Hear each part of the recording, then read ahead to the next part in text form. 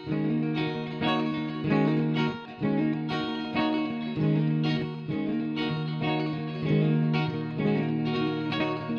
résonance. En résonance. En résonance, un podcast d'éducation populaire.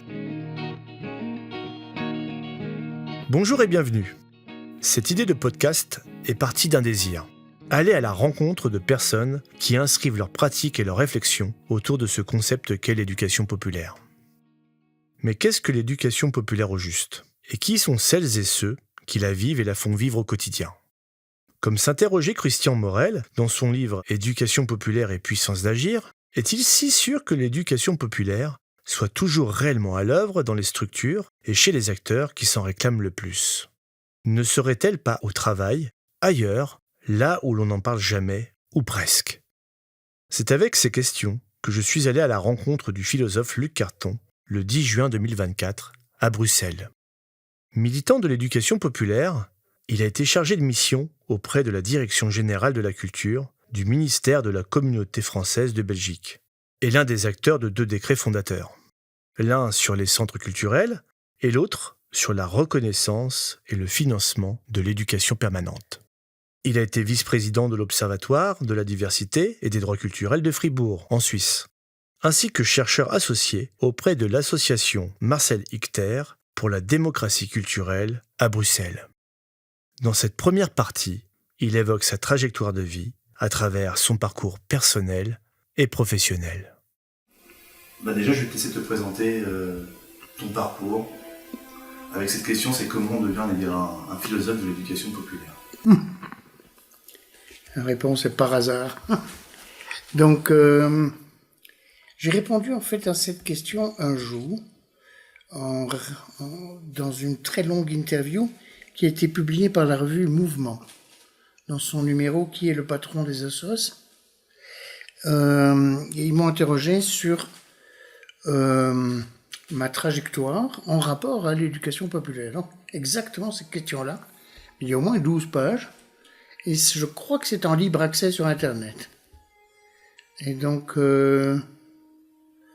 voilà, on cherchera tout à l'heure, si tu n'oublies pas. On cherchera pour voir si on peut retrouver ce texte. Mais donc, brièvement, ce qui m'a fait plonger dans l'éducation populaire, c'est à 17 ans la mort de mon père. En fait, de là effectivement le hasard. C'est-à-dire, c'est la mort de mon père m'a précipité d'un milieu relativement bourgeoisie éclairée, petite bourgeoisie, hein, sans propriété, mais donc j'étais dans un milieu tout de même protégé, collège catholique de l'époque, hein, collège chez nous c'est collège et lycée, hein, c'est la même chose. Et l'enseignement catholique chez nous c'est 50 à 60% de l'enseignement. Donc, la mort de mon père, qui était avocat, plonge ma famille dans un autre modèle économique. C'est que ma mère ne travaillait pas et elle avait bientôt 60 ans. Et donc, je pars à l'usine. Et je travaille à Diamant Board comme ouvrier, une usine de diamants industriels. Et en même temps, un de mes amis me demande de travailler avec lui comme animateur du patronage des Marolles, une organisation de jeunesse, avec des gamins de rue, quoi.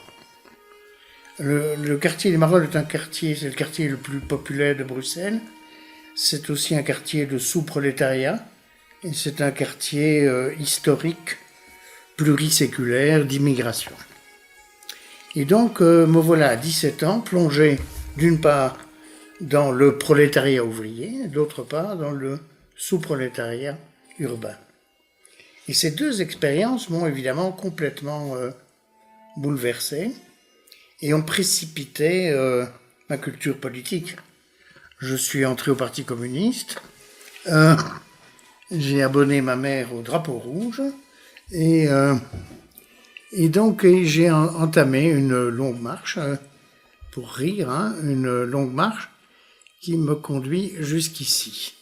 C'est-à-dire, et c'est là le lien que je fais à l'éducation populaire, j'étais philosophe, moi, j'étais en formation en philosophie politique, et immédiatement je me pose la question de savoir c'est quoi la philosophie dans la vie ordinaire. Et dans la vie ordinaire, la philosophie, elle s'exprime assez facilement autour de la question du savoir, la question des représentations, représentation au sens vision du monde. Et donc je découvre dans mon choc culturel avec le prolétariat ouvrier et le sous-prolétariat urbain, ce sont des visions du monde et un mode de construction et de circulation des savoirs qui est tout à fait différent de ce que je connais. Et donc ça me frappe, ça me bouleverse. Je me souviens très très bien de l'ouvrier qui me dit à Diamond Board, regarde cette machine, elle tombe souvent en panne, il y a des contrefaçons, etc. J'ai la clé, je sais comment ça pourrait ne pas arriver.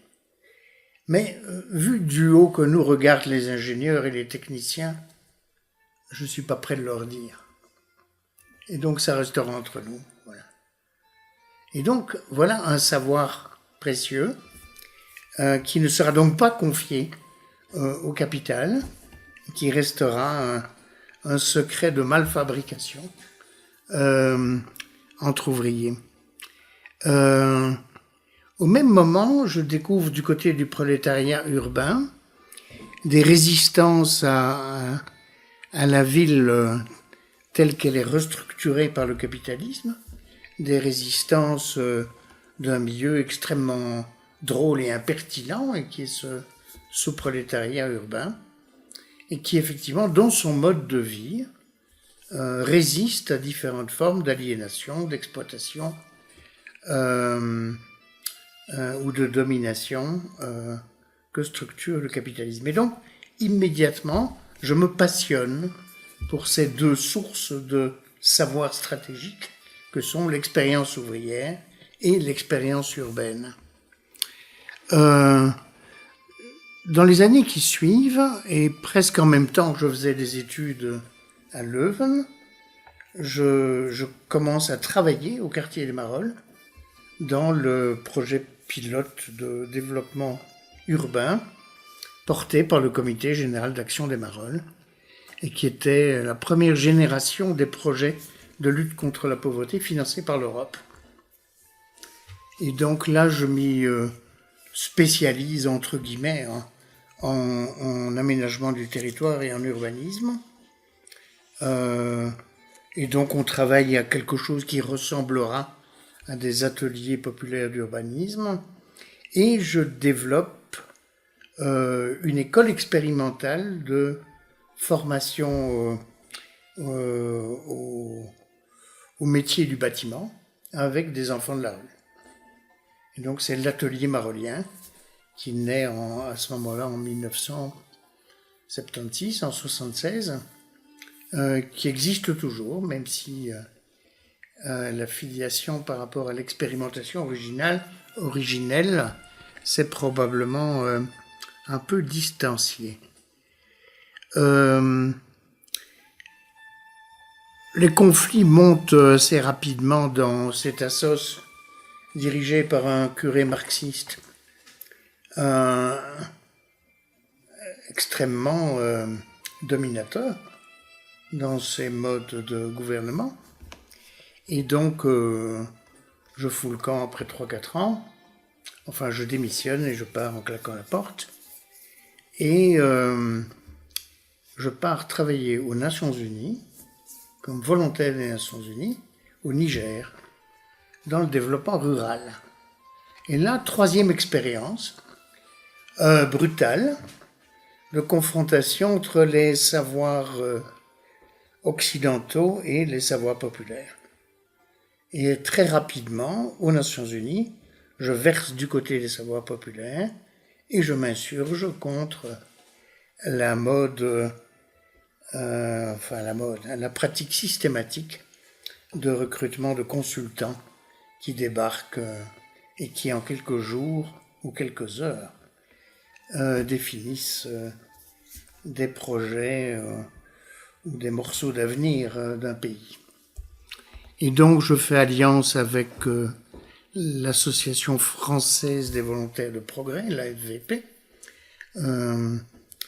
qui m'aide à voyager dans le pays, parce qu'aux Nations Unies, on travaille plutôt dans les bureaux, et je n'avais pas du tout envie de me cantonner au bureau.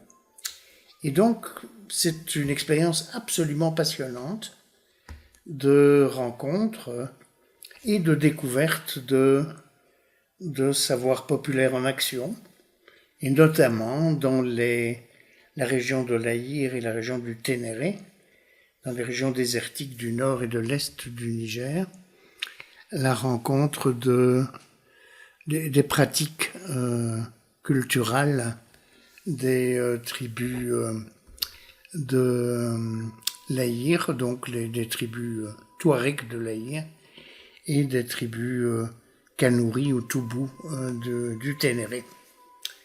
Et donc voilà une troisième expérience de savoir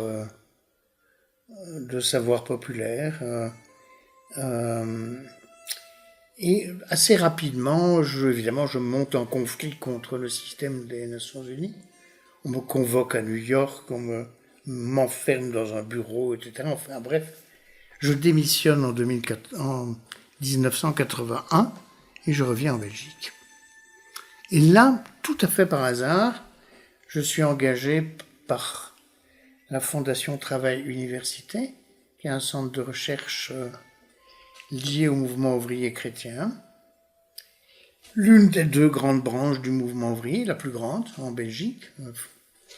Je suis engagé pour un mois.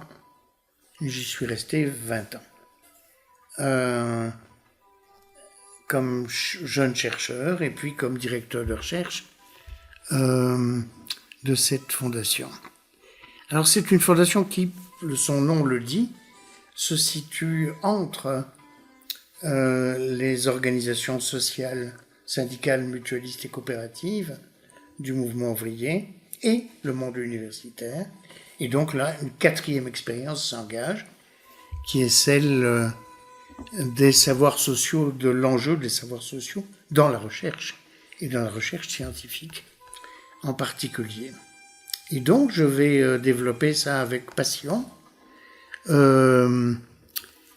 Et 10 ans après, en 91, je crois, à tout hasard, je rencontre Franck Lepage, qui me dit « Je t'ai entendu braire dans un pré à Dunkerque, etc.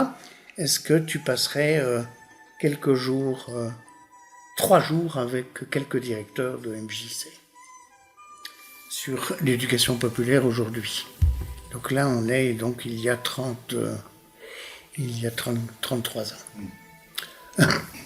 Et je dis avec plaisir. Et donc, on passe 3 jours ensemble avec une douzaine, une quinzaine de directeurs de MJC. J'en ai encore un souvenir puissant et un peu cruel pour moi parce que j'ai parlé pendant 3 jours. C'est peut-être pas idéal, hein. J'aurais peut-être pu faire parler, mais non. J'ai parlé pendant 3 jours, un peu comme Fidel Castro, mais donc avec une conviction rageuse de leur dire qu'ils étaient très éloignés de l'éducation populaire. Ce qui n'était pas faux. L'intuition était juste, je les ai fait crier, pleurer, etc. Psychodrame. Mais donc, on a donc alors enchaîné les séminaires des directeurs de MJC avec Franck Lepage et Luc Carton. Ça a duré des années. Et ça a donné lieu alors, en développement, à différentes universités d'été, d'automne et d'hiver, surtout en été et en automne, en différents lieux, à Avignon, du côté de Toulouse, de Bordeaux, de Cannes, de Nice, enfin un peu partout, jusqu'à animer un vrai mouvement d'intérêt pour un renouveau de l'éducation populaire. On est là entre 92 et 98. Et gouvernement Jospin, en 98, Alors, la chronologie à une année près m'échappe un peu, mais peu importe. Il y a l'occasion du ministre communiste de la Jeunesse et des Sports, Marie-Georges Buffet, et donc nous allons la trouver et nous la convainquons de lancer une offre publique de réflexion pour l'avenir de l'éducation populaire. L'une des étapes de cette offre publique sera les rencontres pour l'avenir de l'éducation populaire, organisées par l'INGEP à la Sorbonne en novembre 1998, rencontre que je dirige. Et donc c'était absolument passionnant, il y avait 1500 personnes, une assez grande ferveur, et malgré tout l'annonce d'une résistance des grandes fédérations. Je sentais bien du côté du CNAGEP et de différents CRAGEP qu'il y avait de la résistance. Je l'avais senti dans certains contacts avec les têtes de file des fédérations, à leur demande, comme ça, accidentellement, l'une ou l'autre. Et donc, il n'a pas fallu longtemps, entre 1998 et 2001, pour que le piège se referme. Et le piège s'est refermé à un moment où nous allions, Franck Lepage allait écrire le livre blanc de l'éducation populaire. Et on ne l'a jamais écrit. Le stylo a été confié par Marie-Georges Buffet à Le Terrier, qui était le permanent culture de la CGT, ou l'ex-permanent culture de la CGT, et qui a fait une œuvre insipide et tout à fait détachée de la dynamique d'action collective que nous avions suscitée et accompagnée. Il y avait, à la belle époque, c'est-à-dire peut-être en 99-2000, près de 200 groupes de travail en France qui travaillaient sur notre hypothèse. Et donc la version la plus mature de ce processus a été mise par écrit par Franck dans un rapport d'étape qui est disponible sur Internet, qui a été publié, je crois, à la documentation française. Ça, je n'en suis pas sûr, mais en tout cas, il est disponible sur Internet. Tape Franck Lepage, rapport d'étape sur l'offre publique de réflexion. Et on le trouve. Et donc, en fait, il s'est passé deux choses, je crois, parce que, évidemment, ce genre de choses, sauf à faire une enquête approfondie, nous n'avons pas les moyens, nous ne le saurons jamais. L'hypothèse la plus vraisemblable, c'est que la partie du cabinet ministériel de Marie-Georges Buffet qui a gagné la partie et qui était la plus forte, c'était les sports. Et c'était, je dirais, la partie la moins progressiste du Parti communiste qui s'exprimait là. Il disait, en fait, on a beaucoup plus à gagner électoralement à ouvrir des stades et inaugurer des gymnases plutôt qu'à suivre ces gauchistes dans leurs élucubrations. Ça, c'est la résistance interne au cabinet de Marie-Georges Buffet. L'autre résistance est venue de Jospin. C'est que le Parti socialiste voyait d'un mauvais œil le Parti communiste, en tout cas sa ministre, s'emparer d'un thème qui n'avait plus rien de sectoriel, puisque nous défendions une approche de l'éducation populaire comme politique générale et comme politique transversale à l'ensemble des politiques publiques, c'est-à-dire une visée démocratique, générale, totalement subversive. Et donc, Jospin pouvait-il laisser le Parti communiste porter une telle chose? Non. Et donc, il a allumé un contre-feu en disant « laissez tomber cette histoire ». Ça a été le centenaire de la loi 1901, qui était un bête truc, pas du tout. Ben non, personne ne s'en souvient parce que ça a été sans aucun intérêt. Mais donc ça a été le contre-feu de Jospin à l'offre publique de réflexion. Voilà, quel dommage, quel dommage. Et on est bien placé aujourd'hui, 10 juin 2024, pour se dire quel dommage. C'est-à-dire que les gauches plurielles ont raté, à ce moment-là, ont raté quelque chose de fondamental, et qui est une remise en cause de l'ordre politique et des rapports entre État et société civile en France. Ce que nous proposions à travers une politique transversale d'éducation populaire n'est rien d'autre que de reconnaître le potentiel de création et de puissance d'action de la société civile organisée. Donc je pense que la gauche a perdu là une occasion fondamentale. Je ne dis pas nécessairement avec nous, je ne suis pas au point de nous considérer, ni Franck, ni moi, ni nous, avec Alexia Morvan et Fernand Estève et les autres. Je ne crois pas que nous étions centraux, je ne crois pas que notre initiative était centrale. Elle était marginale et périphérique, mais elle signifiait quelque chose. Quand on n'invente jamais rien, je veux dire, on exprime un relief de l'histoire. Et je pense que ce relief de l'histoire, c'est que la France n'en peut plus de mourir sous le joug d'un État dominateur, omniprésent, et qui éteint toute forme durable d'organisation civile.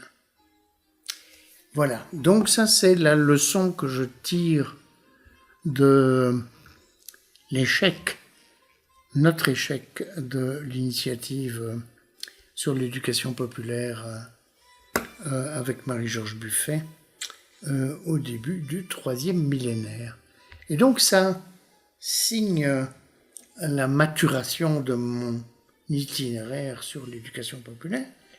Alors j'ai continué en Belgique, évidemment, puisque c'était plus possible en France, et que, à la faveur de cette période-là, j'ai quitté mon travail au sein de la Fondation Travail Université en 2005, d'abord en 1999, je suis devenu secrétaire politique des Verts, et donc des Verts francophones belges, qui à l'époque gagnent les élections. Ils ont entre 20 et 22%,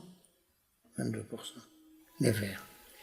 Et ils ont 7 ministres dans les majorités du début du millénaire, là en 99, tant au niveau régional que fédéral et communautaire. Et donc j'ai accompagné pendant 4 ans la première expérience de participation gouvernementale des Verts. C'était absolument passionnant et ça m'a vacciné contre tout prolongement de mon expérience politique. Je ne voudrais pas donner un jour de plus dans la vie politique. Mais c'est une autre affaire. Et donc en 2005, j'ai encore changé de métier, mais en faisant toujours la même chose. Je suis devenu directeur à l'inspection générale de la culture, où j'ai travaillé ces 15 dernières années, enfin les 15 dernières après 2005, jusqu'en 2019. Et j'ai pu là faire évoluer le décret sur l'éducation populaire permanente en Belgique francophone. En tout cas, j'ai pu fortement y contribuer avec une grande joie.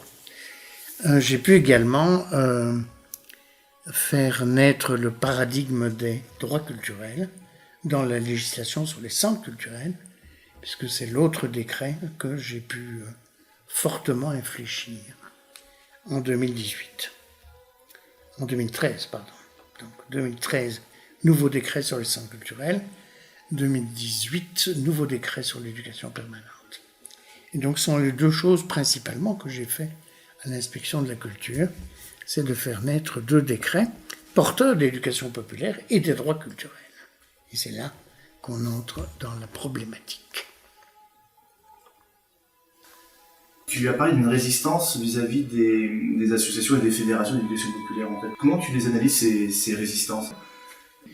Je crois qu'au moment où nous étions porteurs d'une refondation de l'éducation populaire, les fédérations étaient assises sur leur histoire et leur agrément, assises aussi sur leur développement. Je pense par exemple à la Ligue de l'enseignement, qui est devenue tout de même une grande usine, une immense usine à formation.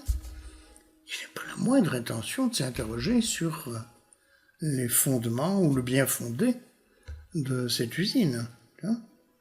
Quant aux autres, ils se partageaient, je dirais, le lotissement des agréments conquis dans l'après-guerre. Léo Lagrange sur les ruines du socialisme, du Parti socialiste, les communistes sur les ruines du Parti communiste, et les autres s'étant déjà à l'époque largement reconvertis dans l'insertion socio-professionnelle. Je pense notamment à Culture et Liberté, que j'ai accompagné longtemps dans son agonie. Donc, au moment où nous sommes porteurs de cette refondation, beaucoup ne sont pas du tout mûrs pour un questionnement critique de leur système d'action. Et ils voient d'un œil inquiet qu'on puisse les interroger ainsi. Donc, je peux comprendre que l'agitation d'idées portée par un hurluberlu français, Franck, et un philosophe belge inconnu, etc., que cette agitation et Alexia Morvan et Fernand Estève, enfin bref, quelques égarés de la Fédération française, il faut le dire. Ils étaient tous, Franck, Alexia et Fernand, de la Fédération française. Quand je dis égarés, c'est qu'ils vont se faire licencier, avant que la Fédération elle-même ne tombe en faillite, récemment. 20 ans après. Donc, je peux comprendre que des institutions comme la Ligue de l'enseignement ou les CMEA, par exemple, citer une organisation que tu connais bien, puissent avoir trouvé ça peut-être intéressant, mais pas nécessairement convaincant ou décisif.